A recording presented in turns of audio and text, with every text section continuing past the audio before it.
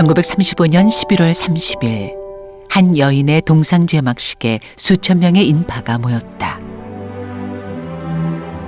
송진우, 여운형, 방응모, 이인과 같은 거물급 민족 지도자가 축사에 나섰고 조선, 동아, 조선중앙을 비롯한 민족신문과 잡지들이 입을 모아 거룩한 여인이라 찬탄했다. 세상을 떠나기 전까지 살아있는 부처, 대보살로 존경받았지만 역사에 묻혀있던 이름 최송설당. 과연 그녀는 누구이기에 이토록 많은 칭송을 받았던 것일까? 파란만장한 생애 여로에서 당당하게 삶을 개척해간 한 여인의 이야기를 만나본다.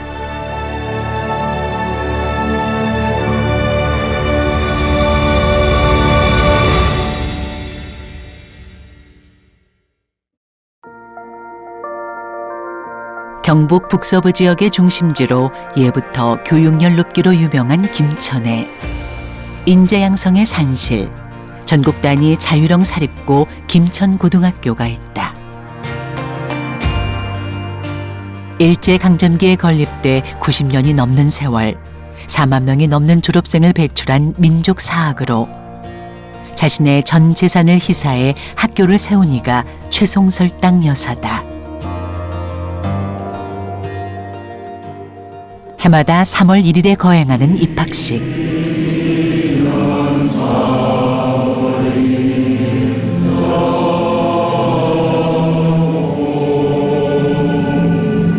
송설학원 김천고등학교에 입학하시는 여러분들을 진심으로 환영합니다. 기미 독립선언서 3.1절 기념식과 입학식이 동시에 이루어지는 자리. 1919년 선포된 기미독립선언서 낭독은 그 어느 학교에서도 볼 수 없는 모습이다. 학교 설립자인 송설당 여사가 남긴 민족 자존의 정신을 기리는 오랜 전통이다. 우리나라를 일제의 압제부터 해방시킬 수 있는 것은 오직 교육에 있다는 이런 생각을 하시면서 그의 모든 재산을 다 쏟아부어서 만든 민족사학입니다. 그 당시 우리나라 사람이 우리나라의 사람을 위해서 그 사학을 만든 것은 우리 김천고등학교가 유일합니다. 국경일인 3.1절의 입학식을 일제 치하의 문을 연 11번째 사립인문계 학교. 일제의 압박을 이겨내고 순수 민족 자본으로 학교를 세우는 일은 불가능에 가까웠다. 본받아야 할 것입니다. 우리 송설당 교육재단에는 김천중학교, 김천고등학교 2개 학교가 있습니다. 이 학교의 전신이 김천고등보통학교입니다. 김천고등보통학교는 1931년도에 설립이 되었는데 그 설립자는 최송설당 여사입니다. 우리나라 사람이 우리나라 자본으로 설립한 한강 이남의 최초의 인문계 사립학교입니다. 그래서 이게 최초예요. 그래서 지금까지 그런 자부심으로 거의 100여 년의 역사를 만들어 왔습니다. 김천고등학교의 전신인 김천고등보통학교는 일제강점기인 1931년에 개교했다. 그 후 해방과 전쟁이라는 격동의 한국사 속에 숱한 어려움을 이겨내고 김천중학교와 김천고등학교로 나뉘어 긴 역사를 이어오고 있는데 독특한 점은 사립인데 학교에 주인이 없다는 것이다. 그동안 배출한 4만 3천여 명의 모든 동문이 학교의 주인이 되는 이례적인 운영 시스템을 꾸려왔다.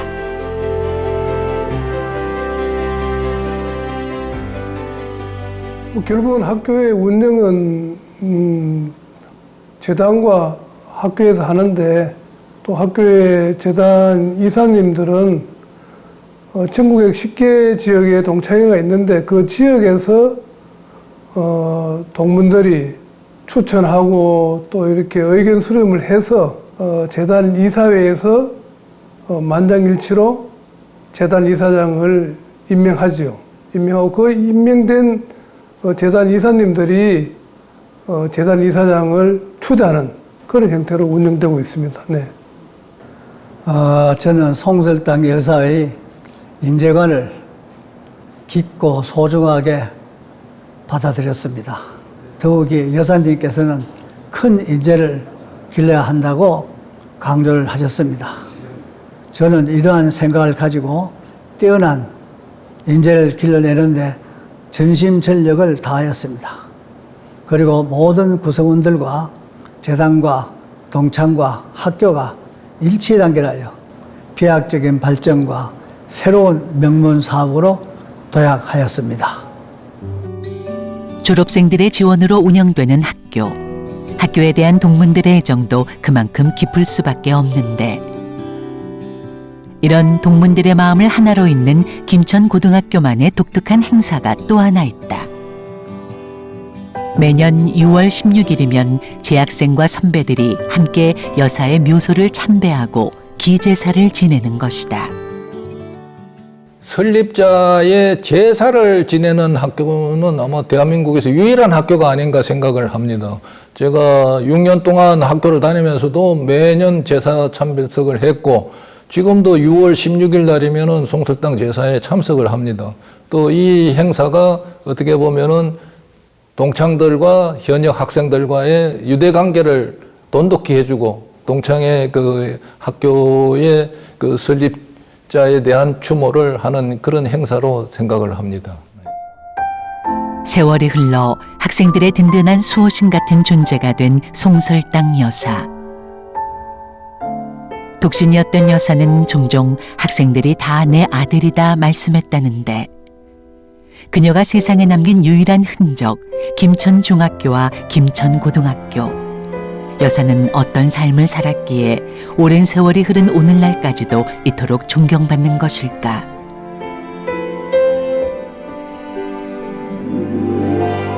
태어났을 때의 나는 바람 앞에 부모를 따라온 소나무였다. 고독하게 떠돌아 한양에 살 때의 나는 겨울 역마루에 외로이 우뚝 선 소나무였다. 깨끗이 선조의 억울함을 씻고 따뜻한 봄날을 회복되었을 때의 나는 임금님의 은혜를 받아 고목이 된 큰 소나무였다. 간절한 뜻으로 국군에 보답할 때의 나는 하늘에서 밤에 내리는 눈이었다.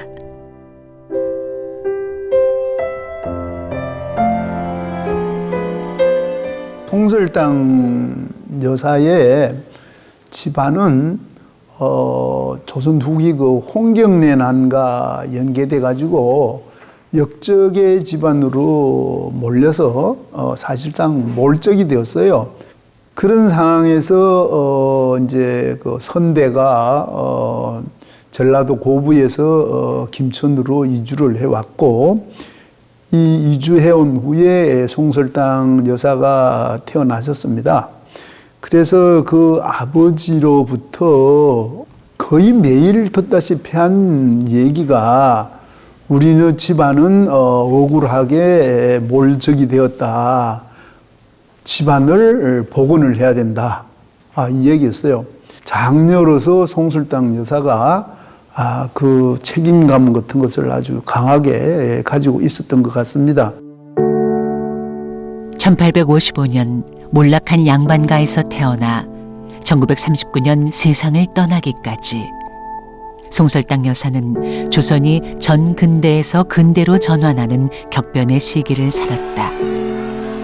제국 열강들의 다툼과 밀려오는 서구 문물에 맞선 민족 자전의 함성이 전국을 흔들었고 묵묵히 자신의 길을 개척하며 김천의 부호반열에 오른 여사는 39이란 적지 않은 나이에 고향을 떠날 결심을 한다. 그렇다면 여사는 어떻게 여인의 몸으로 적지 않은 재산을 모을 수 있었을까? 1930년에 발간된 잡지 삼천리에 직접 상노에 나섰다는 대목이 있어 상업에 종사했음을 추측할 수 있다. 평생의 사명인 가문의 서론을 위해 한양으로 왔지만 임금을 아련하게란 하늘의 별 따기와 다름없었으니 여사는 밤낮으로 기도하며 길을 찾았다. 상경한 이듬해 을미사변이 발생하자 러시아 공사관으로 몸을 피했던 고종이 1897년 지금의 덕수궁인 경운궁으로 복귀해 대한제국을 선포했다.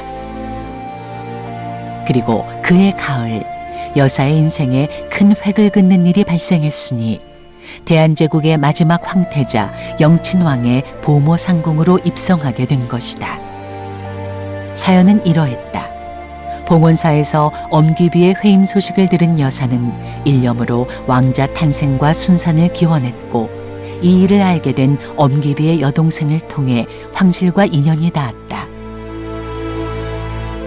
영친왕과 엄귀비를 보필하며 4년이 흐른 1901년 고종 황제가 몰적된 최씨 가문의 복권을 명했으니 평생의 수건을 이룬 여사는 선조의 묘를 재정비한 뒤 그 마음을 시로 읊었다. 아버님 옛날 말씀하시길 선조의 묘소 서쪽 변방에 있다셨네. 이 말씀 간과 폐에 새겨 종신토록 내 괴로워하였네. 다행히 황천의 도움입어 차례로 다 제자리에 있네. 마음은 기뻐 미칠 것만 같아 이에 서기를 마련토록 꾀하였네.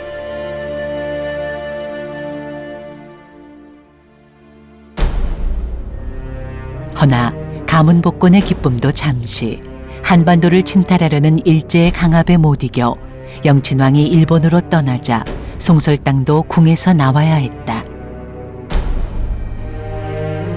영친왕의 보모 상궁이 된 지 꼭 10년 만의 일이었다. 출궁 후 송설당 여사는 지금의 무교동에 저택을 건립하고 송설당이란 현애를 걸었다고 한다. 일제강점기 주소로 경성부 무교정 94번지. 여사가 제2의 인생을 시작한 집이었다. 일본이 조선을 식민지화해 가는 과정에서 궁궐의 인원도 감축하고 어떤 관직도 줄이고 뭐 제도 개편도 하는 과정에서 송설당은 궁궐에서 나오게 됐습니다. 그 나온 뒤에 송설당은 멀리 가지 않고 무교정 94번지에 자리를 잡고 대저택을 건립하고는 송설당이라는 당호를 걸고, 이때 이제 만난 분이 만해 한용운 선생님, 그 다음에 예산 이인 변호사, 민족 변호사, 이런 분들을 이 송설당 저택에서 만나게 되는데요. 특히 만해 한용운 선생을 만남으로써 본인의 불심을 실현하는데 아주 영향을 많이 받고, 그리고 재산을 기부해서 학교를 설립하는데 많은 조언을 듣게 되죠. 송설당에 정착했을 무렵 여사의 나이 어언 50대 후반. 상궁 최씨로 살던 시절을 뒤로하고 새로운 발걸음을 시작한 그녀는 자신의 이름 또한 송설당이라 명명했다. 소나무 송의 눈설, 집당. 여기엔 어떤 의미가 있을까? 1912년에 쓴 송설당서에서 여사는 이렇게 밝히고 있다. 삼동에도 타고난 성품을 더럽히지 않은 자, 사물 가운데 설중송, 눈 속에 소나무가 있는 고로 외람됨을 무릅쓰고 이를 호로 삼는다. 한겨울 추위를 이기는 강인함과 변하지 않는 기계가 서린 이름이 송설당인 것이다. 어려서 아버지에게 한학을 배운 여사는 1922년 틈틈이 써온 한시 259수와 한글 가사 50여 편을 정리해 송설당집을 발간했다.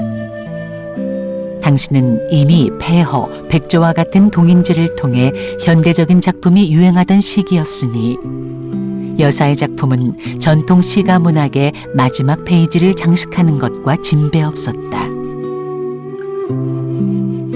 송설당을 두고 조선의 마지막 여류 시인이라 일컫는 이유가 여기에 있다.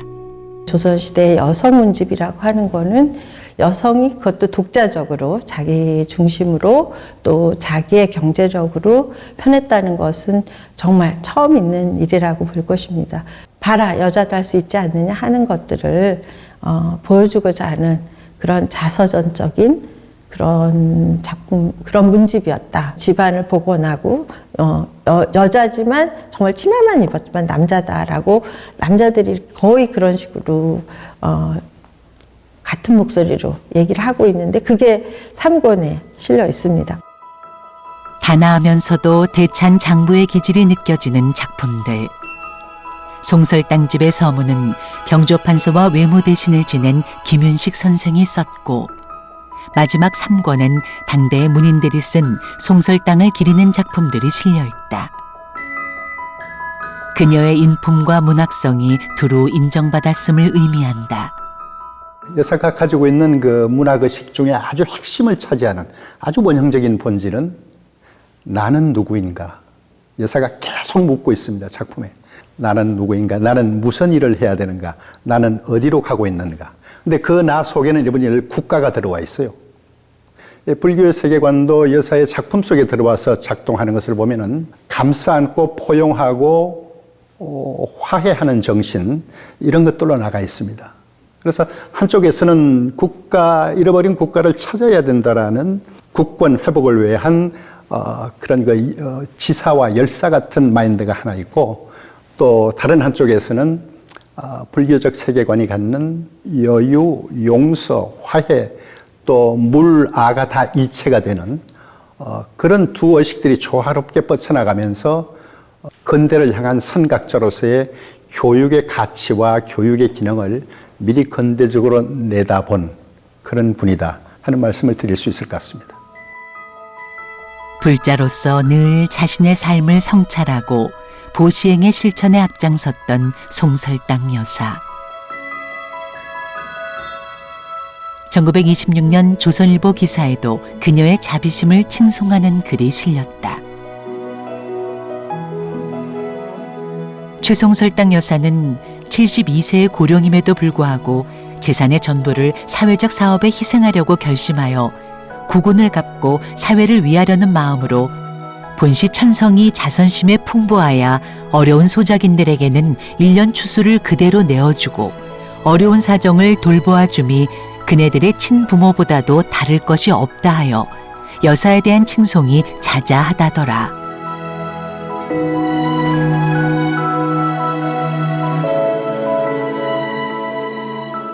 그리고 한 장의 서신.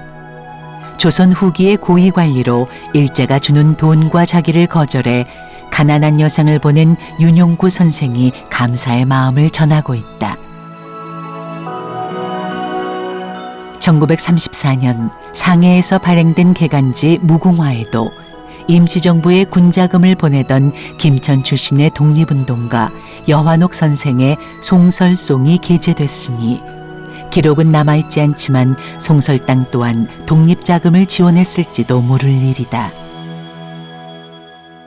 송설땅은 그 당시에 사람을 크게 가리지 않고 교리의 폭이 넓었던 것 같아요. 그러면서도 그 상해랄까 이런 데 독립운동하는 분들에게도 몰래 어떤 후원을 해주고 했던 것 같습니다. 가난한 소장농부터 애국지사에 이르기까지 송설땅 여사가 펼친 자비행, 그 뿌리엔 깊은 불심이 자리했다. 전국 30본산의 사찰들과 금강산 유점사, 표운사, 청암사, 복천암, 중흥사와 노적사, 해인사 같은 많은 사찰에 시주금이 전해졌으니 사찰 근처의 큰 바위나 비석엔 최송설땅이란 글씨가 남아있다. 조선사회에서 상궁이 받는 급료가 꽤 높아요. 근데 문제는 이분들이 이 돈을 받아서 나가서 쓸 데가 없는 거예요. 왜? 궁에만 있어야 되니까. 자, 이분들이 그러면 이런 재산을 증식을 했단 말이에요. 어디엔간 써야 되는데 자연적으로 그 당시에 가장 일반인이나 상공들이 이렇게 위안을 삼고 구경을 갈 수 있는 곳이 사찰이라는 거죠. 그런 신앙심이 합쳐져 가지고 자기가 가지고 있는 재원을 이렇게 사찰 시주로 하는 이런 불사의 시주절에는 상궁이 많이 나옵니다. 전국의 사찰 중에서도 특히 인연이 깊은 김천의 청암사. 1900년대에 대운 스님의 원력으로 중창불사가 이루어졌는데 두 차례나 큰 시주를 한 분이 여사였다.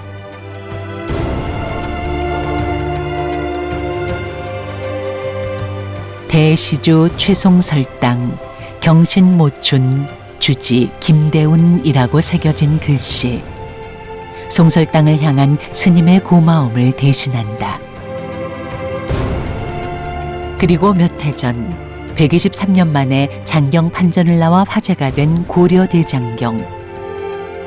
해인사지에 1898년 고정 황제가 국내부 대신 이재순과 관청내시 강석호, 상궁 최씨에게 인경을 명했다는 기록이 있는데 이때 상궁 최씨가 송설당이거나 최소한 인경불사에 동참했을 가능성이 충분하다. 해인사는 아마 불사에는 동참하셨을 것 같아요. 왜 그러냐면 1899년이니까 엄기비가 궁에 들어가서 영친왕을 낳은 이후거든요. 이때 해인사 대장경 불사가 이루어져요. 그때 이제 많은 사람들이 그 작업에 참여했는데 역시 비용도 들어가잖아요. 그러니까 고종도 시사를 했지만 엄기비도 시사를 했을 거고 당연히 거기에 동참했을 가능성이 굉장히 높죠. 김천은 내가 태어난 땅이다. 사회 발전은 인재 교육에 달려 있고 교육의 확장은 재정을 마련하는 것과 무관하지 않으니 만약 지금 재정이 궁핍하다는 이유로 마땅히 해야 할 일임에도 그 목적을 달성하지 못한다면 사회의 급한 일에 대하여 책임을 다하였다고 말할 수 있겠는가? 이제 30만 2,100원을 출연하여 김천중학교 설립 자금으로 찬조할까 하오니 여러분들께서 그 일을 잘 성취함으로써 교육 발전에 10,000분의 1이나마 보탬이 되게 하기를 간절히 바라노라. 조선 후기부터 교통의 요충지로 상업이 발달한 김천은 1905년 경부선 철도가 개통되면서 전국 3대 시장의 하나로 급부상했다. 그러는 사이 나라의 운명은 하루가 다르게 위태로워졌고 1910년 대한제국의 국권이 일제에 의해 침탈되자 민족 정신을 고취하고 민족 지도자를 양성하기 위한 사학 설립 운동이 전국적으로 전개됐다.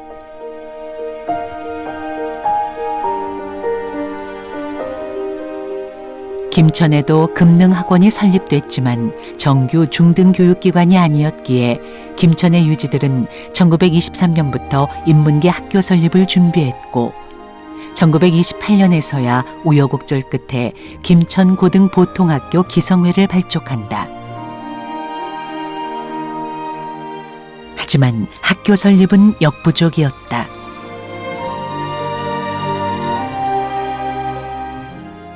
지역의 인사들이 기댈 곳은 고향에 정걸제라는 집을 짓고 한양과 김천을 오가며 생활하던 송설당 여사뿐이었다. 지방의 유지들이 김천에 고등보통학교를 하나 세워야지 김천에 있는 사람들이 외지로 가지 않고 또 외지에 있는 사람들도 이곳에 올 수 있는 그런 바람을 가지는 그런 모임들이 계속 일어나고 그래서 이제 이 고등보통학교 설립을 위한 창립총회도 하고 기금도 마련했는데 기금 마련이 안 되는 겁니다. 대략 계산을 하니까 30만 원 정도만 있으면 학교 하나를 설립하겠다. 그래서 알아보니까 서울과 정글제를 오가는 최송설당 여사가 있다는 것을 알고 그래서 서울에 이제 이 유지들이 찾아가게 되는 것입니다. 김천 지역 유지들의 설득 속에 교육에 대한 열의를 깊이 인식한 여사는 75세가 되던 해인 1929년 당시의 사법서사로 학교 설립을 위해 애쓰던 이한기 선생에게 자신의 전 재산을 비밀리에 조사하게 했고, 그 결과 학교를 설립하기에 충분한 자금이라는 것을 알게 된다. 원래 여사는 인생을 정리하며 모든 재산을 해인사에 시주하려 했다는데, 이를 만류하며 교육불사의 중요성을 일깨워준 분이 만해 한용운 스님과 민족변호사 이인 선생이었다. 물론 이제 해인사의 전 재산을 시사하는 것도 의미가 있겠지만, 그거보다는 후대의 인재를 위한 사업이 더 필요하지 않겠는가라서 조선의 미래는 교육에 있다라고 얘기하신 분들이에요. 당연히 어떠한 사찰의 불사도 중요하지만 인재 양성도 그에 못지않다라는 그러한 이미지를 굉장히 높게 심어줬을 것 같아요. 그런데 이제 전 재산을 이렇게 한다라는 건, 그러니까 내가 가진 것을 다 내놓고 빈손으로 돌아갈 수 있는 공의 원리를 이분은 이미 살아서 이미 체득한 것이 아닌가 이렇게 느껴져요. 송설당이 모든 재산을 학교 설립에 투자하기로 결심한 데에는 서당 훈장이셨던 아버지와 정제를 유경에 써라 당부하셨던 어머니, 그리고 교육사업의 뜻을 두고 양정, 숙명, 진명 등의 학교를 설립한 엄귀비의 영향도 적지 않았을 것이다. 왕비와 상궁의 관계지만은 어떤 국면에서는 친교적인 대화를 나눌 수 있는, 또 그 고민을 털어놓을 수 있는 그런 관계였을 거라고 이제 보입니다. 보였을 때 그 은비가 만드는 근대 학교의 모습들을 가까이서 지켜봤을 거예요. 그리고 저런 과업이 뭔가 하는 것들을 몸으로 체득했을 거다 하는 생각이 드는 겁니다. 결단을 내리기까진 심사숙고의 시간이 걸렸지만 한번 마음을 정한 후엔 일사천리로 일이 진행됐다. 1930년 2월 23일 학교 설립을 위한 계약서와 약정서가 체결되고, 곧이어 학교 설립에 전 재산을 희사한다는 성명서가 주요 일간지에 실렸다.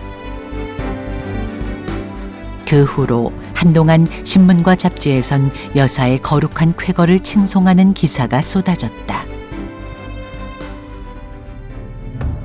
그러나 일제의 국권을 빼앗긴 지 20여 년, 1930년대의 식민지 교육 정책은 황국 신민화와 우민화, 여기에 사상감시까지 더해졌으니 독립사상을 고취하고 대학 진학으로 이어질 수 있는 인재 양성의 터전, 인문계 고등교육기관의 설립은 사실상 불가능한 상황이었다.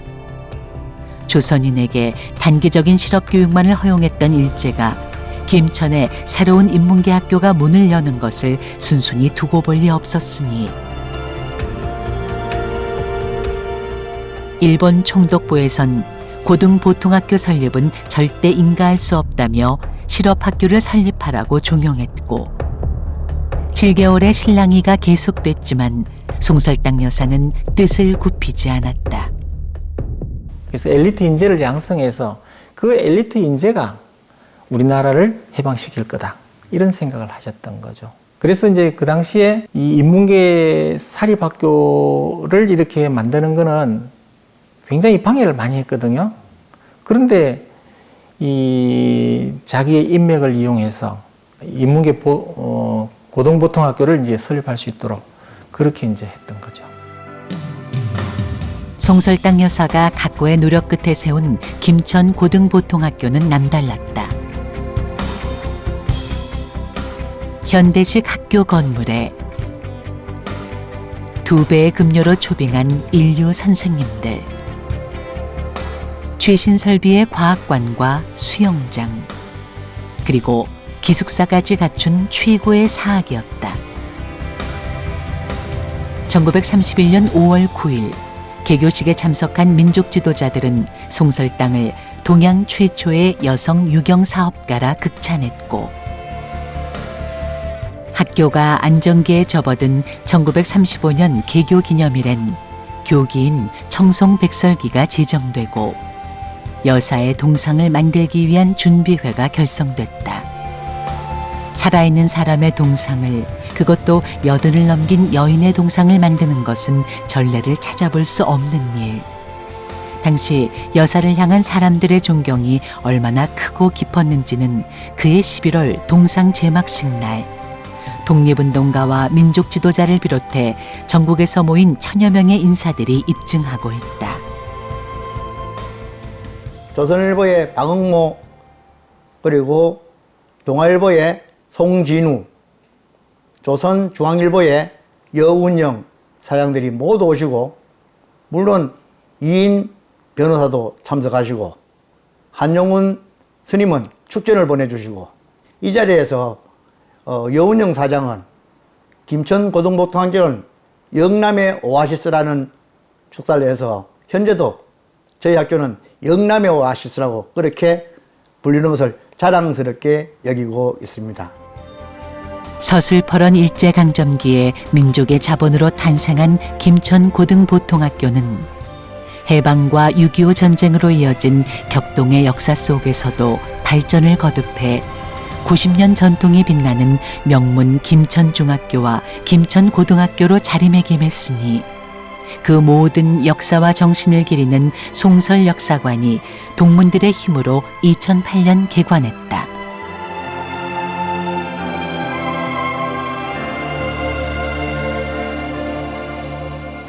송설당 여사의 인생 발자취가 서린 유품과 옛 사진들, 연구 자료들, 학교의 명예를 드높인 동문들의 이름까지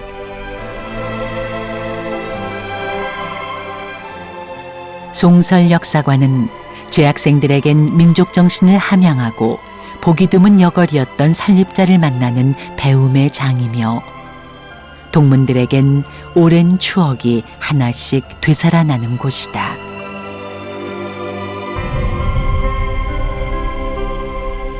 여러 가지 추억이 있지만은 그 중에 저는 저 같은 경우는 그 내한 마라톤입니다. 내한 마라톤. 그래 추위를 이기는 마라톤인데 그래 우리 학교에서 시내까지 왕복해서 10km 정도 뛰었어요. 12월 추운 겨울에 반바지 입고 이제 전교생이 다 뛰는 거죠.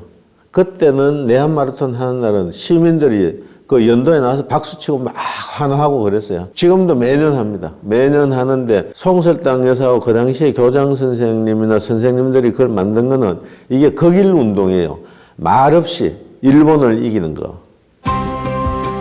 한겨울 추위에 맞서 한계를 극복하고 체력을 길러 나라를 구하라는 교육 이념으로 1934년 겨울부터 시작된 한국 최초의 학생 마라톤. 학생들은 내한 마라톤을 통해 송설의 정신을 몸으로 익힌다.